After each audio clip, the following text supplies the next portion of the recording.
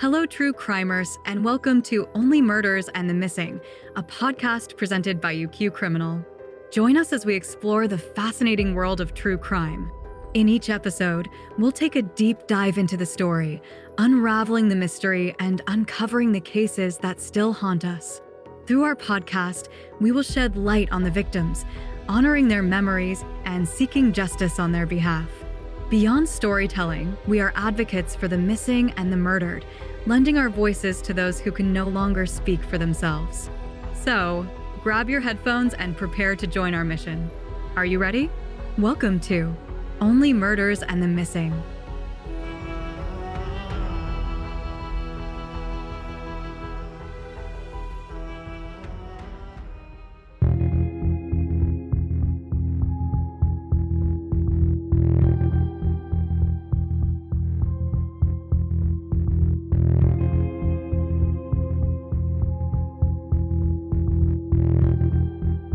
Episode 21, The Driveway Murder.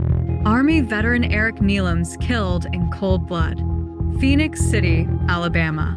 In the early morning hours of September 26, 2003, 32-year-old Eric Nelams stepped out of his home on Level Court in Phenix City. He was getting ready to head to work. The sun wasn't up yet, and the neighborhood was quiet. Eric's day had barely begun. But just as he reached his vehicle, gunshots rang out, and Eric fell to the pavement. Inside the house, his wife and children were still asleep, unaware that their lives had just changed forever. By the time police arrived around 5:40 a.m., Eric was lifeless, lying in the carport. He had been gunned down, and he was pronounced dead at the scene. Someone had murdered him in cold blood, right there next to his own home and family. Nearly 20 years have passed, and the question still haunts everyone who loved him. Who would want Eric dead?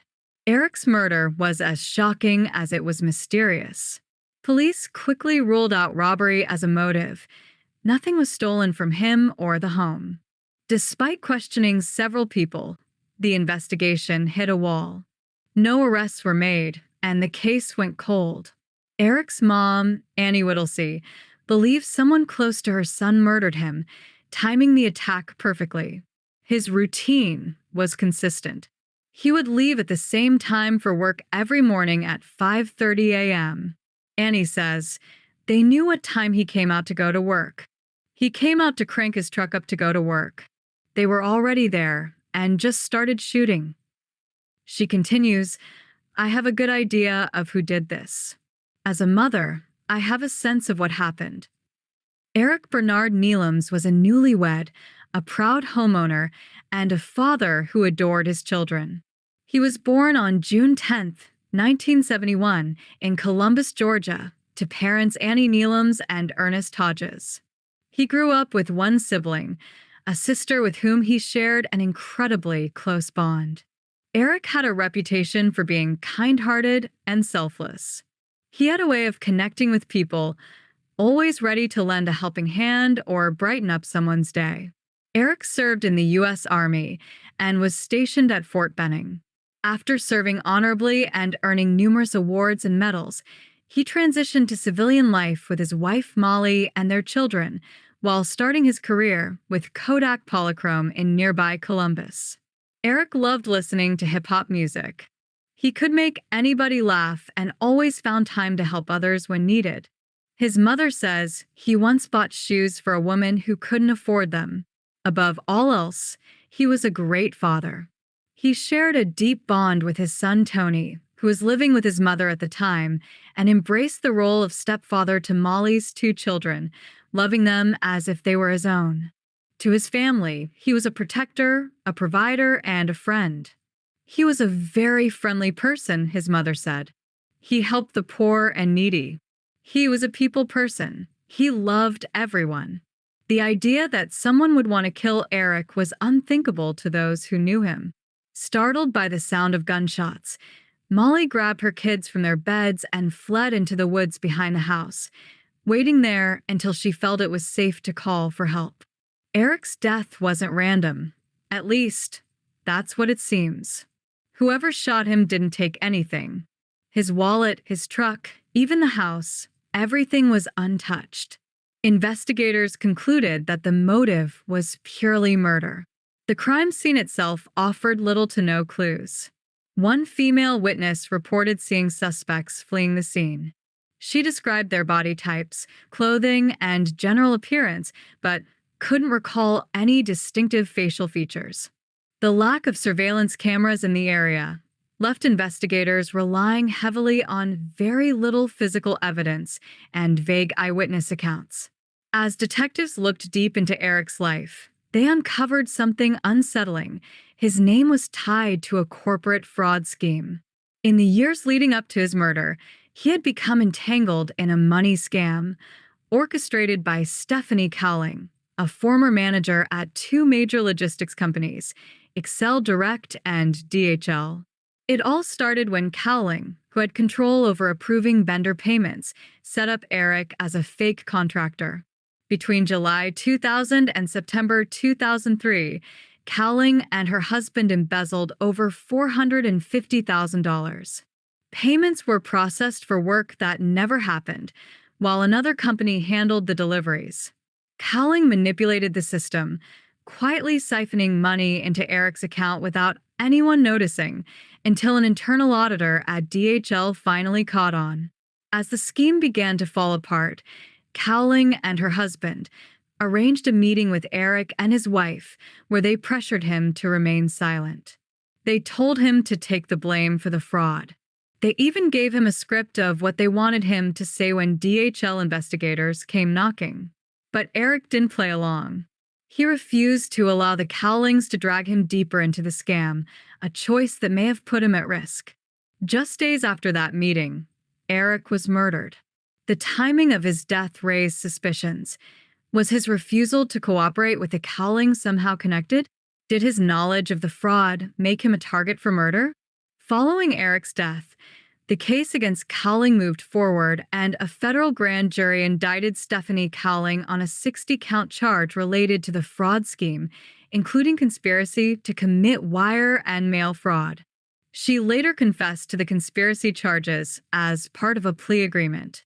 But while justice was served in the fraud case, Eric's family still had no answers about his murder. His sister, Kathy Nelams, testified that Eric had never participated in any crime before the Cowlings approached him. She believes his involvement in their scam may have contributed to his death. The same week he was murdered, Eric had confided in his older sister about his role in the fraud. Kathy says sometime after his death, firearms were discovered at the Cowlings' home, but police never collected them for analysis during the homicide investigation. Eric's family hasn't given up on finding his killer or killers. They've put up billboards along Highway 280 to remind people that their loved one's case is still unsolved. His mother, sister, and nephew Vincent refuse to let his case fade into the background. They urge anyone with answers to step forward and break the silence. Forensic technology has advanced significantly since Eric's murder in 2003. Up-to-date tools and techniques could bring new life to cold cases like his.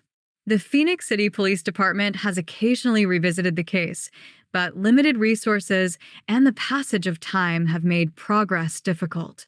In 2004, Alabama's governor offered a $5,000 reward, and with additional contributions from Central Alabama Crime Stoppers, the reward is now $10,000.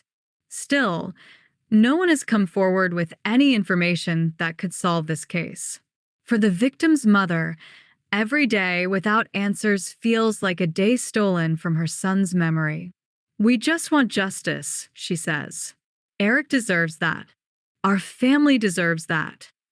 Kathy says the pain of losing her brother still lingers after all these years. It's really hurtful. Even 20 years later, it still feels like it's yesterday, and emotions are really high, she says. Eric's children have proudly followed in their father's footsteps by serving in the U.S. military. Unfortunately, he will never get the chance to watch his beautiful granddaughter grow up or meet his nephew Jackson Eric, who is named in his honor. Eric is more than just another name in a cold case file. His life mattered, and so does justice. You can help by signing and sharing the petition to reopen Eric's homicide case. The family has petitioned the Alabama Attorney General's Cold Case Unit, asking them to re-examine the evidence with fresh eyes and modern methods. Share his story.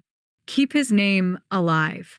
Together, we can help bring peace to a family that has waited far too long. If you have any information about this case, please contact Central Alabama Crime Stoppers or call the Phenix City Police Department at 334-448-2836. Even the smallest piece of information could be crucial in solving Eric's murder and bringing his killer to justice.